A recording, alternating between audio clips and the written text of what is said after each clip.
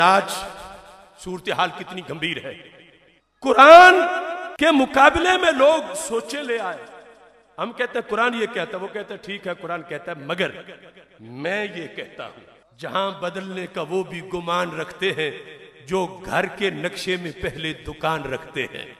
میں کہتا ہوں, میری رائے ہے, آئی تھنک, میں سوچتا ہوں, میرا وزڈم یہ ہے, میرا فیصلہ یہ ہے.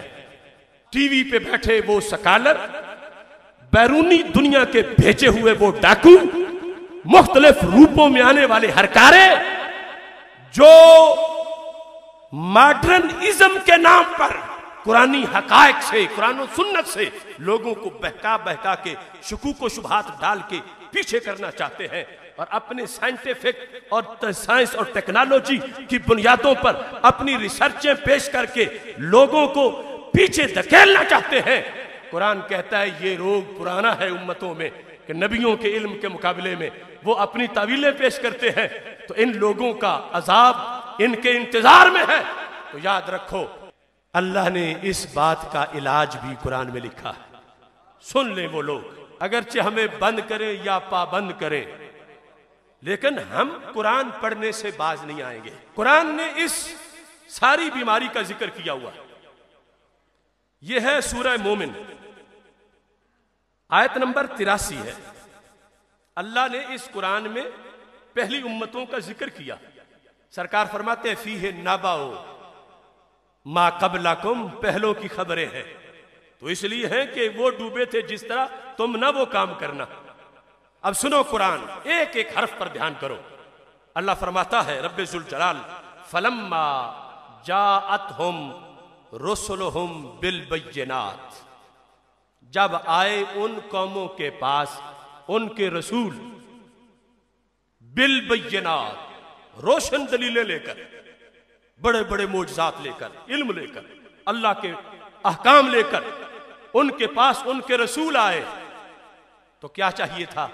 چاہیے تھا کہ قوم ویلکم کرتی, استقبال کرتی, اپریشیٹ کرتی کہ اچھا رب کا حکم آیا ہے تو جو ہوا ہو گیا, اب ہم اس کے خلاف نہیں چلیں گے. لیکن اللہ فرماتا ہے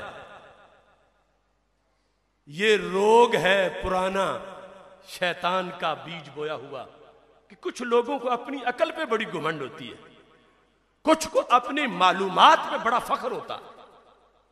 تو جب نبی آئے آیات لے کر تو کیا ہوا؟ اللہ فرماتا ہے فارحو بما عندہم من العلم, نبیوں کے مقابلے میں اپنے علم کو ترجیح دینے لگے.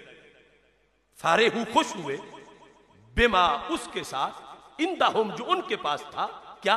من العلم, ان کے پاس جو علم تھا. نبیوں کے مقابلے میں اپنے علم کی واہ واہ کرنے لگے. ہمیں معلوم ہے, ہمیں پتا ہے, ہم جانتے ہیں, ہم بہتر جانتے ہیں.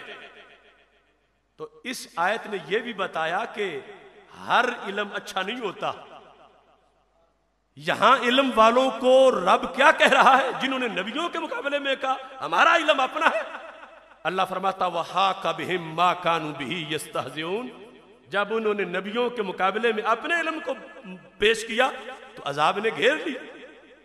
کیسا گھیرا؟ اللہ فرماتا ہے فَلَمَّا رَأَوْا بَأْسَنَا, جب ہمارا عذاب آ گیا, نبیوں کو اپنے علم کے حوالے دینے والے قالو, کہنے لگے آمنا باللہ وحدہ, ہم ایک خدا کو مان گئے, وکفرنا بما کننا بہ مشرکین, بتوں کو ہم نے چھوڑ دیا. اللہ نے فرمایا فلم یکو ینفعہم ایمانہم, اب وقت نہیں رہا ایمان لانے کا. اکڑتے تھے تم نبیوں کو کہ ہم جانتے ہیں, ہم بہتر جانتے ہیں, ہمیں پتا ہے, ہمیں معلوم ہے. ایمان جب عذاب دیکھ کر لانے لگے, رب نے کہا نہیں نہیں نہیں, اب نہیں. فلم یکو ینفعہم ایمانہم, ہر چیز کا وقت ہوتا ہے, ایمان کا بھی وقت ہے.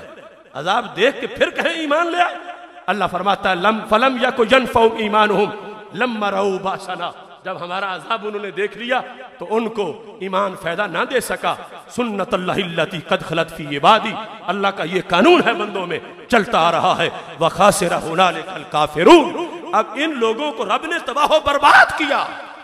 کس بیس پہ؟ علم پہ, کہ یہ علم لے کر نبیوں کے سامنے اکڑتے تھے، یہ اپنے علم پر ناز کرتے تھے، فارغ ہو خوش تھے. ہم جانتے ہیں یہ فتنہ آج بن دیکھے بن سوچے قوم میں سرایت کر رہا ہے. جس کا نالج، جس کی معلومات اتنی پور ہیں، دینی علوم کے لحاظ سے حروف تہجی بھی نہیں جانتا، لیکن وہ کہتا ہے میرے مائنڈ میں یہ ہے، میرا وجدان یہ ہے، میں یہ کہتا ہوں. قرآن کہتا ہے تیری حیثیت کیا ہے؟